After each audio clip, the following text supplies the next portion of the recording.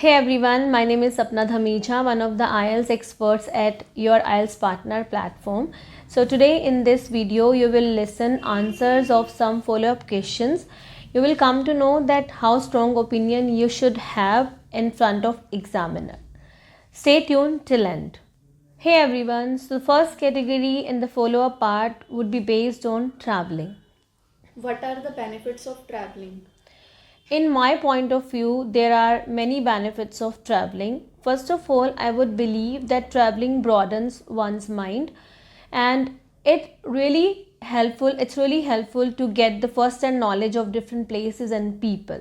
So when people travel, they would get a chance to know about different culture, lifestyle, and they would meet different people, and they would improve their self and their standard of living as well. Do you think it is important to travel? Yes, indeed. It is really significant to travel. As I previously mentioned, that traveling broadens one's mind. So one should travel a lot. While traveling, people not only come to know about various places and people, but they will come to know about different culture and the lifestyle of different people. Above all, they get the experiences of life and what type of problems we can face while traveling, they will come to know. So I think that this is really very much important to travel. Should young people go out traveling when they finish school? Certainly, they should travel after finishing up their school. Actually, in my point of view, they should take a gap between their school and their graduation. In this way, they will explore the world. They will come to know about the cultures and the lifestyle of different places and different countries. And in this way, they will become more responsible because they will be all alone to know that what problems they face and how to solve those problems. Above all, this is really wonderful because they will get a chance to opt the career in which they are interested, and they can further explore about their career, about their path in future. Do you prefer to travel alone or with others? Well, I am a kind of loner, so I prefer traveling alone because whenever I travel alone, I can do those activities whatever I want. Sometimes, whenever we travel with other people, we might be disturbed by some other people because, for example, if I want to do a particular activity and they are not interested in that, then I may have to leave that activity which I want to do. So I prefer traveling alone because I can spend more time with myself. I can realize who am I and what I have to achieve in my life. I mean that basically I can get the experience of self actualization and self realization if I travel alone. What are the advantages of traveling alone? As previously I said that when we travel alone, then we can do those activities whatever we want. For example, I want to do scuba diving, but my partner who's with me and he or she does not want to do that activity, so I might have to leave that activity, but I don't want to do. So if I am traveling alone, then I can explore on my own independently. Are there any problems related to traveling with others? Yes, indeed. There are multiple problems while traveling with others. Sometimes they have different choices which we do not like, so it may interrupt. Or sometime while traveling, when we travel with other people, for example, with our friends or family members, we might have some conflicts on the way which may disturb our traveling experience, or it may spoil our mood. So these kind of problems which we face while traveling with others, and I must say that one should travel alone if they want to live life to the fullest, they want to explore the world. So now few questions will be based on old people. What are the problems faced by the old people in the society? Well, old people face many problems, multiple problems in the society, but here I would like to glance on two problems. First of all, the physical problems, and second one, psychological problems. First of all, I would like to give a light on the physical issues. In this age, they are vulnerable. Even sometimes they are too weak to walk, and they have many physical issues like their vision impairment or hearing impairment. They have some heart problems or asthma, or they have some other severe diseases too in this age. So they are so much vulnerable. So these kind of problems they face in the old age. Secondly, some psychological problems.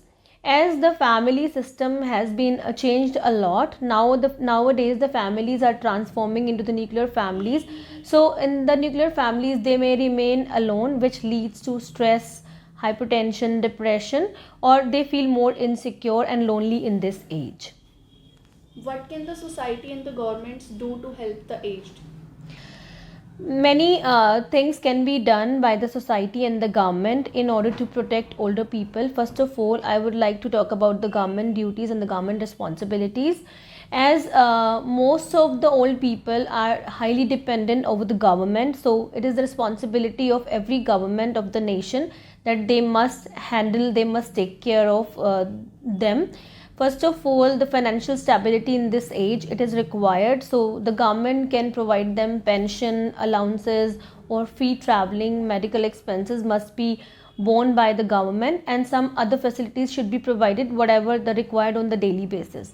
Above all, society also can help a lot.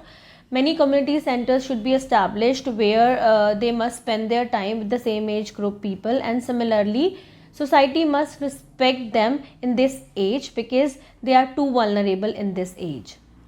How do you greet elder people in your family? Well, we can greet elder people by saying namaste, by saying namaskar, or other form how we greet them. And sometime we can touch their feet. And above all, it depends on it's a part of the culture, so it depends on every culture how we greet them. What can we learn from our grandparents?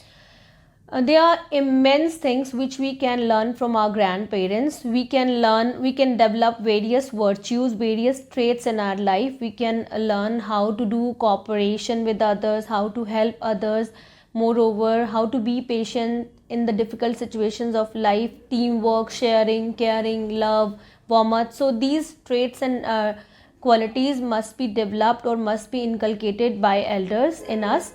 And secondly, we can come to know about the cultures of various communities and societies, the lifestyle, history, past. So these things also can be learned from our elders. What can grandparents learn from youngsters? Well, it is honestly speaking, grandparents also can learn a lot of things from the young people, as today's youngsters are well informed and they are ocean of knowledge because of technology.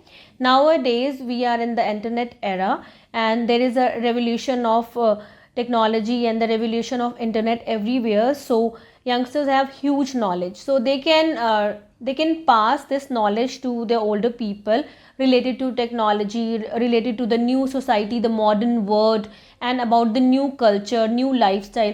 So older people also definitely can learn a lot of things from the young people. Should the elderly live separately or with their children? In my point of view, elder people should live with their children, because in this age they need more security, whether it is financial, physical, or psychological, and they are not strong enough to take care of themselves. When they are living with their children, then they feel more secure, whether this is financial, it's a physical, or it's psychological. But in some societies, for example in occidental cultures, it is a trend that older people live alone, but I do not recommend this as per my community, as per my Indian tradition.